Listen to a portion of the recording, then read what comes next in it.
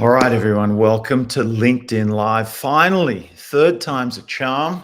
We had to postpone this two times, but we're here together. I'm just waiting for my guest to jump on. He's logging on from London, England, and he's been all over the world. Can't wait to share what he's been up to with all of you. And we're talking about high performance today, one of my favorite topics, especially as it pertains to the corporate world. Now, yes, we're going to talk about the sporting world, professional sport at the highest level, and motorsports in particular. But how does it relate to our jobs, our corporate world, leadership, entrepreneurship? It is all connected, and we will dive into that today. So I have Benny Jacobs with me in the waiting room, eagerly anticipating this chat. We have so many great chats about these topics together. So I thought we've got to share this, Ben, with the world. So we're about to do that. Now, Ben, again, fortunate enough to know Ben from way back in the professional rugby era of mine and his. We played together. He was a youngster. He was a whippersnapper. I've got a few years on Benny, as you'll see in a moment. But we played together in Australia before sort of splitting off into our respective careers in rugby, found ourselves overseas at the same time as well. And he had an illustrious career at the highest level of rugby before then transferring into motorsport. And I won't take any more time. I'll let him explain how he came about and doing what he does today. Fascinating stuff. He's a fascinating man and a good bloke as well. So, Benny Jacobs, I'm going to bring you in, my friend. You made it. You made it. I made it, mate. I made it, mate.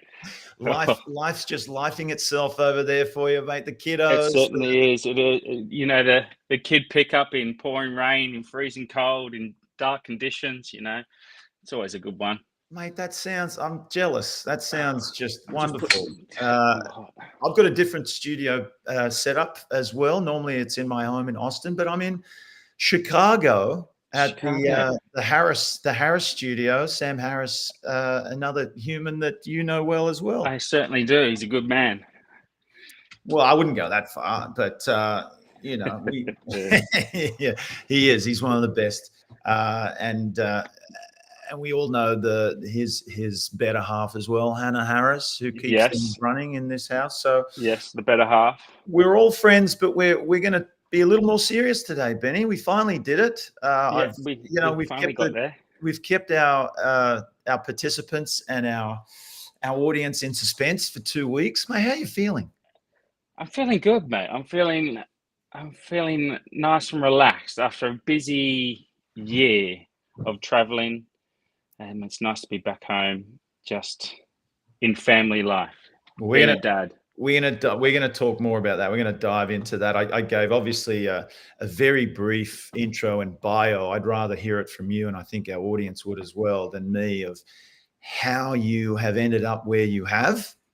And the basic description is professional rugby player turned trainer to Formula One drivers, mate.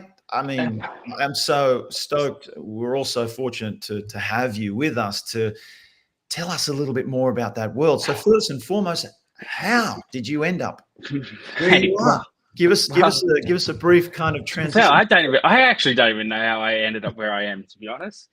I just do what I got to do, and I'm here. No, retired from rugby in 2016, and as we all do, a lot of us, especially most of us in rugby, probably don't know what we're going to do.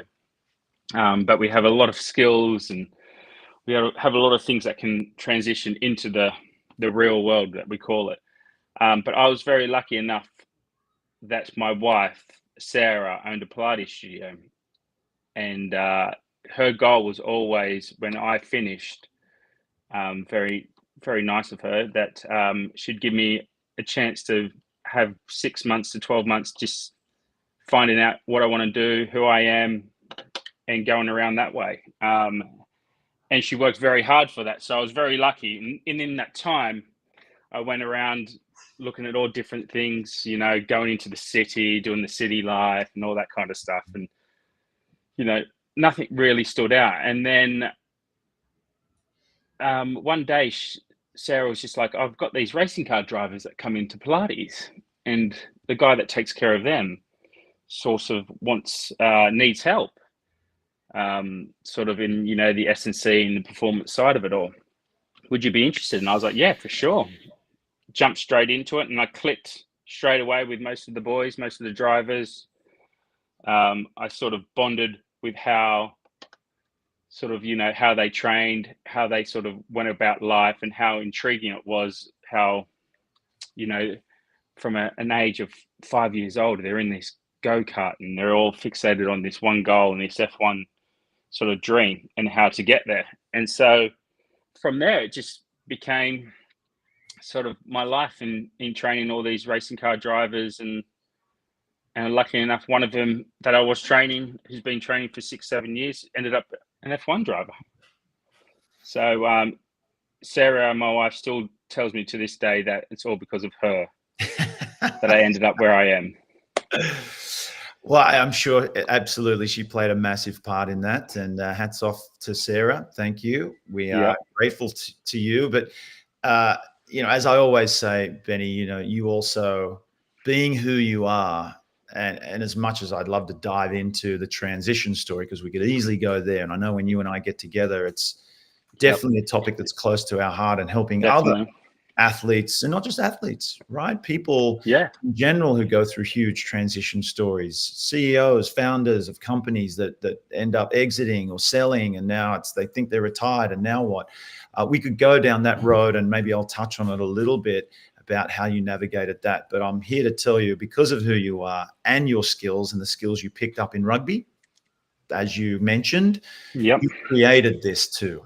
Right, you have created. You've had some fortune along the way, but even just your charm, right, was able to snag a woman like Sarah, who had these opportunities for you. So come on, give yourself some credit. Maybe just a little. Well, Benny, so let's look. I haven't told the audience quite yet who that driver is. I wanted them to kind of be kept in suspense. But this year was your first year training. Well, not your first year training Logan, but his first year and your first year with him in Formula One. And correct. I think some congratulations are in order, because that's now going to extend to at least another year. Yes, he's going around again, which is fantastic. Which is really exciting for him. That's fantastic. Exciting for you both. Well done. And I guess what we all want to know is, especially when you said you were intrigued by how they trained, you bonded well with them over things like that and their personalities. And obviously I've met them, fortunately, through you, and extraordinary human beings. I think we want to know a little bit more about what it involves, right? So what does it take mentally and physically to be a Formula One driver from your perspective? And you are, in your role, obviously helping them with that. Yeah, so it's a very, we found it this year very extremely hard, because in racing there is so many things that are out of your control that can come up every single day, that other sports like tennis or rugby or golf or anything like that, you're in control of most of the time. You're in control of your swing, you control your serve, all that kind of stuff. Where here, the car, the engineers, the mechanics, and all that play an integral part of becoming an F1 driver and succeeding. So even before coming into an F1 driver, there's these kids that start at 5 years old, and I've started training Logan when he was 16. I think he was 16 or 17. He was such a young kid, and so I sort of bonded more on mentor, sort of father figure role with all these drivers, and once we got into F1, it even became even more of that kind of role. The physical side of things is of course hugely important, but the mental side of things and how he went about it and the highs and lows of this year was so important that our bond was very strong and that we could, you know, be freely enough to chat between each other very honestly Mm. about things and how it was all going. But that only created from, a good 6 years of sort of being together, very close. I probably spend, I don't know, on average 250 days with him each year. So it's a very unique relationship. Mm. What I'm taking from that too, Ben, is look, I just hear the word trust, through all of that. When you describe your relationship, and I keep thinking, and I'm going to ask you about high performance, because that is the title of our chat today. We always have Yep. fantastic talks about high performance. And I consider, with not knowing much about it, doesn't take a genius to figure out that these drivers are hurtling themselves around a track hundreds of miles an hour. It's high risk. It's high pressure. The industry is massive, as we know, and thanks to the Netflix documentary, we're all learning a little Yep. bit more about that. And to be able to, as you said, help him navigate through, especially such a young man, navigate through the pressures of Formula One driving. Yes, the physics, what it takes to be physical. As you said, they start when they're 5 years old in go-karts. So the Yep. skills are there. They've worked on those. You help them hone that. You help them hone the strength and conditioning side of things. But it really is that mental side's important too. And you play a massive role in that. And you can only help them through that, is what I'm getting, is because of the trust that you've developed between the two of you. So when we think about the corporate world, when we think about teams and Yep. high performance in companies, take note, people, because that trust is the key element to be able to get the best out of your people, especially in leadership roles. Would you say that's fair? Without a doubt, trust and honesty for sure. Mm. Yeah. There were some times this year that we were both quite honest. I wouldn't say brutal, but really honest about sort of where we were, how we were going. Um, and, that only came from both of us sort of trust, respecting each other, Mm-hmm. um, with it all. And yeah, it travels from sport into the business side of things, and it correlates with everything sort of in life and that kind of stuff. So trust is definitely the number one, probably most important thing Mm-hmm. between me and Logan for sure. Yeah. Uh, I want to bring it back to the two key words and get your definition or meaning. Like, what does high performance mean to you? We hear it a lot. I use it a lot. Yeah.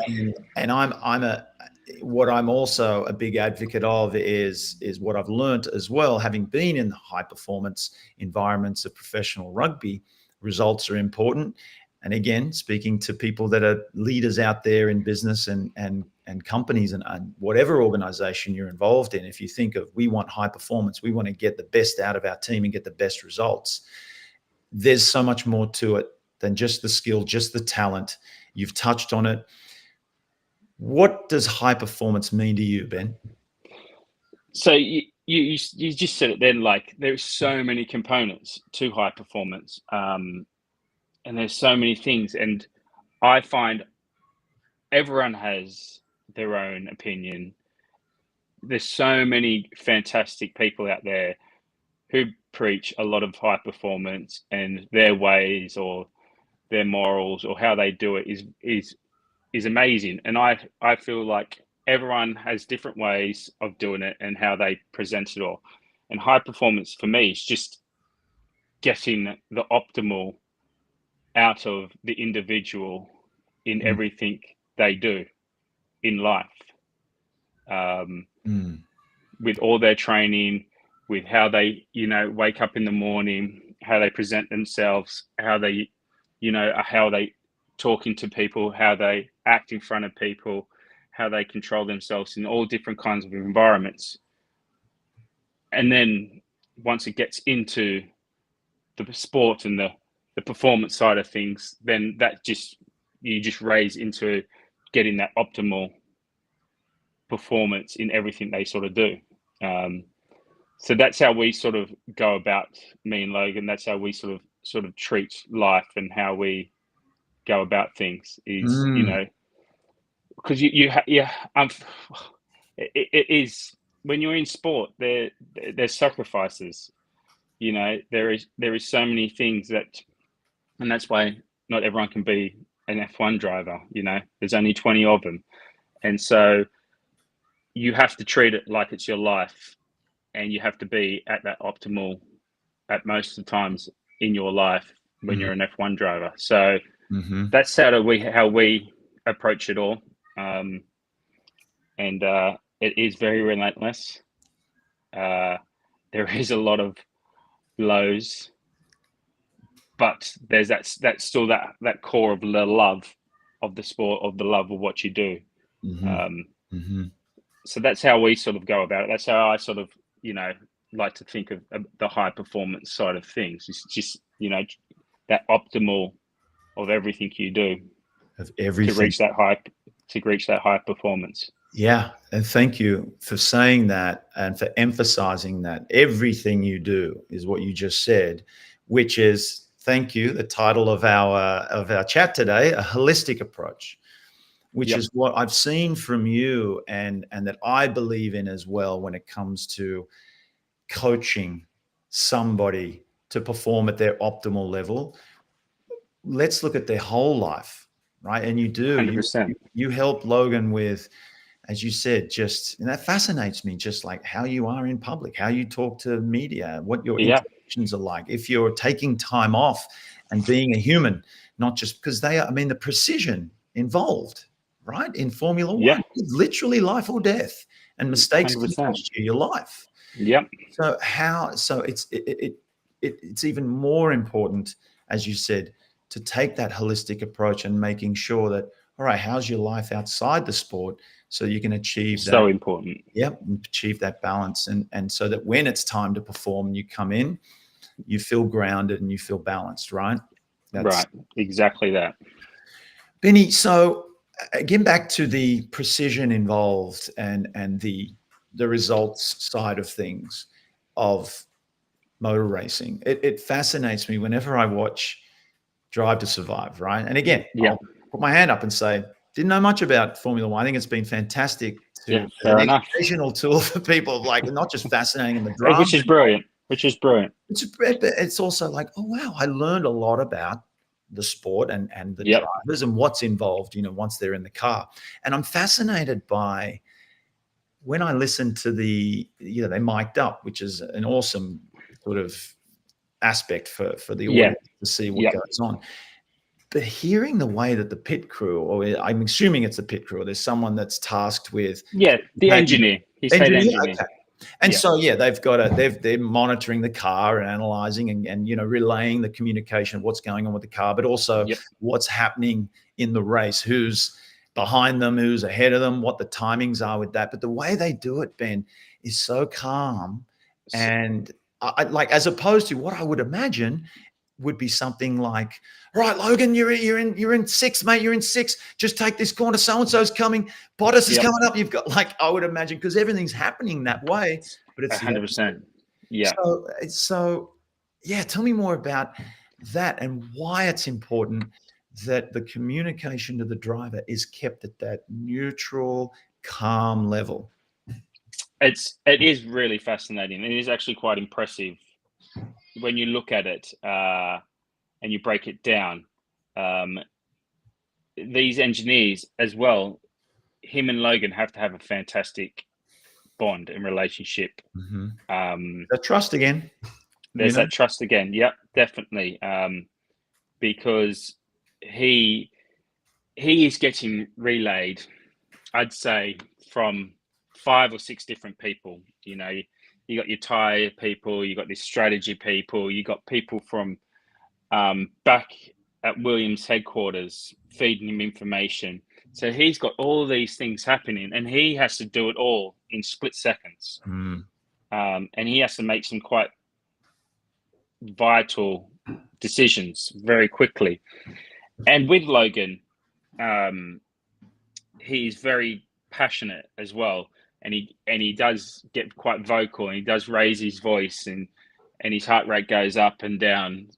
And that's another huge thing that we're working on, is to stay at that nice, steady, calm sort of level.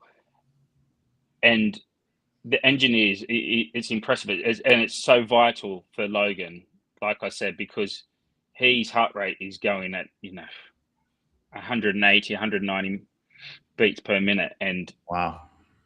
he's going at 200 plus miles an hour kind of thing around corners, and trying to like overtake people, and but the other thing is, it's just a constant thing over and over and over again that he's doing over and around and around, and the concentration has to be at an optimum level. And so for him to have someone that is calm and precise with everything that he's saying, makes the difference between doing a great drive and crashing, really, or making a mistake. It is very important. It's very vital. And when you break it down, it is quite impressive what they do.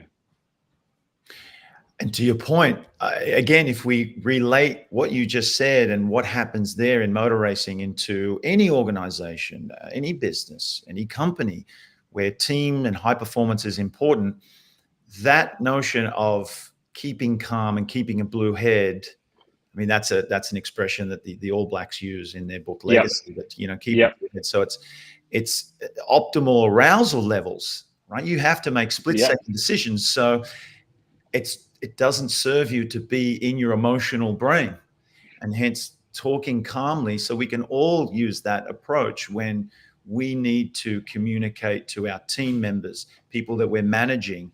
Is if we allow it to be emotional and don't speak in a calm, neutral way, then there's a chance mistakes are going to be made. Right? Like, without doubt, there's mistakes going to be made for sure. It's just human nature that when people are, are rattled or are pushed into an extreme situation, they're going to make mistakes, and communication is probably the most vital thing when they're racing, him and the engineer. So it needs to be that nice, calm, precise sort of level.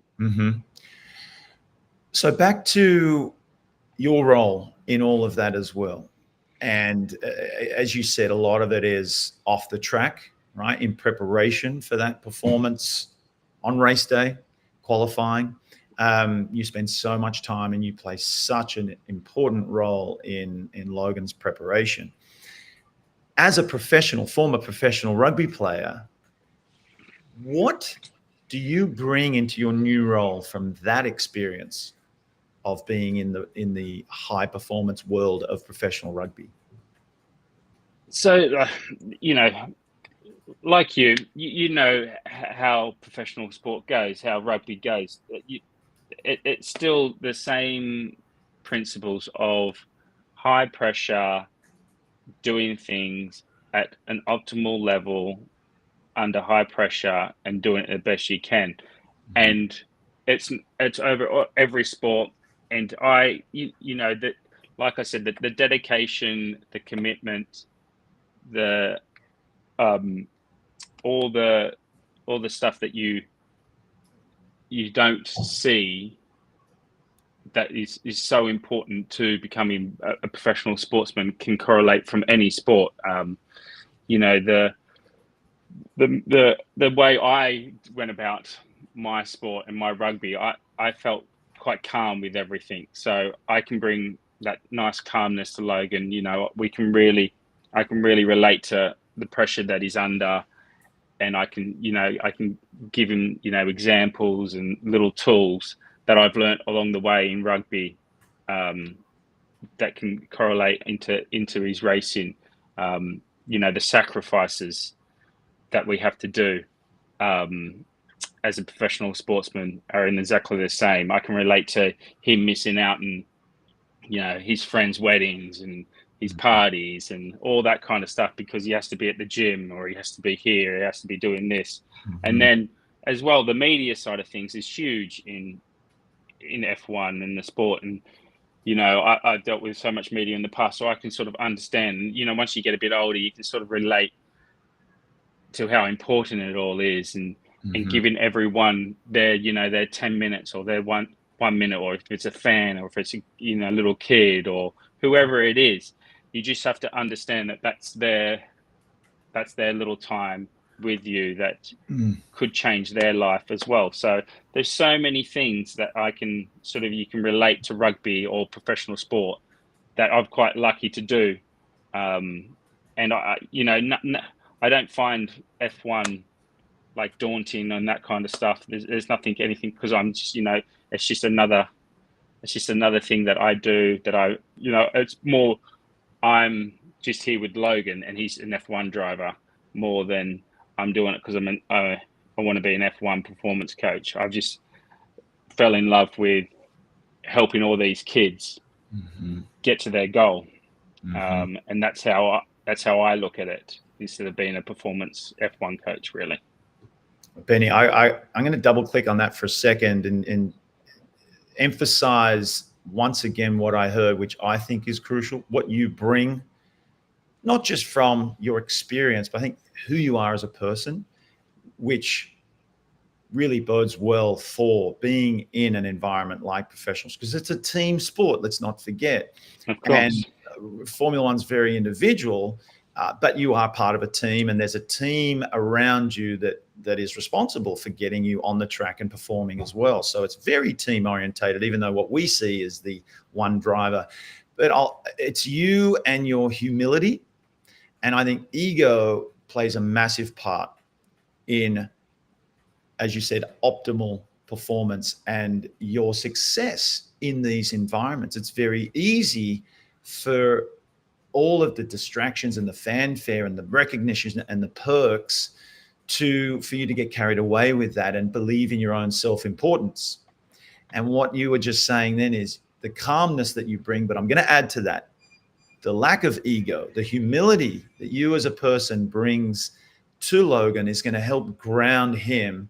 And hey, it's important to sign autographs for the kids, to do the media stuff, because let's face it, it's bigger than you. I think when athletes make themselves, when they make themselves bigger than the sport that provides for them, that's where they get in trouble. And you obviously bring that. Yeah, it's just, you know, it's just like I've had my time. You know what I mean? I've had my time as being a professional sportsman. You know, I just now really, like you, just enjoy helping people strive to get to what they want to do and become a better person. That's the main thing. That's the main goal for me in this whole thing. You know, all the perks, all the money, or whatever it is, just it doesn't get me up every day. You know, that looking after and making sure that they're on the right path is the most important thing. Once again, you've just touched on what I believe, and I'm constantly educating and giving my opinion and experience on, and that's making sure that you are being the person or focusing on your character and your life experience and enjoying what you do and being passionate about it. And that will translate directly to high performance, right? So high performance, 100%. That's why I was so keen to talk to you, because every time we speak, we are aligned in that belief of the skills are important, mastering a skill, the talent, the 10,000 hours to, master what you do when you're actually in that performance mode of that sport. But everything that goes into your character, and I'll just say it, better people make better performance, don't they? Yeah. So that's what you do for Logan and for the drivers that you've coached before and trained. And it's just a fascinating insight to that world. There's not many of you, Benny Jacobs. There's not many driver trainers out there. And so thank you so much for sharing that unique perspective and that little insight into the world of Formula One driving. My pleasure, mate. My pleasure. Well, before you go, we could just open up that skull of yours and scoop out all the knowledge out of your brain. Can we leave the people that have sort of tuned in today and will watch this later on that weren't able to join us? And a shout out to Salika, who sent a little comment there. Amber J. Lawson, thanks for tuning in, and hopefully you got some tidbits out of this. Once again, Benny, are there any other things that are top of mind, somebody listening to this that might not be able to relate to this world of life or death, high performance, high stakes environment, but they could take something from what you do and what we've spoken about into their work, into their jobs, whether they're an employee, whether they're a manager and they have a team of 5 people, 10 people, or indeed a CEO of a larger organization? What takeaways can you give them from your experience and role in motor racing that they can apply into their world of work and corporate environment? Yeah, so one of the biggest things in racing is that there are so many unexpected things that happen. There are so many things on a daily basis that happen that are out of your control. It's dealing with them in a positive way, rather than you can get very caught up into that poor me, that moaning, that complaining side of things, instead of using it as an advantage. And then there's so many highs and lows, and there's so many lows in this sport, but it's the belief, the trust that in the end, if you put in that effort, that optimal performance, then that will be, that without a doubt, in the end, you'll be successful. And that's the biggest thing really for me, is that, is those two things of taking a positive out of something that's a negative, and then that optimal performance when you know that there is going to be a lot of lows, but in the end, there'll be, if you've worked hard and if you're passionate and love what you do, you'll be fine. Love it, Ben. And once again, I think what comes to mind is one of my favorite sayings when you were saying all of that. And this guy, for being a part of the New South Wales Waratahs setup, was actually Matt Williams, the coach, that said this to me as a youngster, and I've never forgotten it to this day, and that's control the controllables.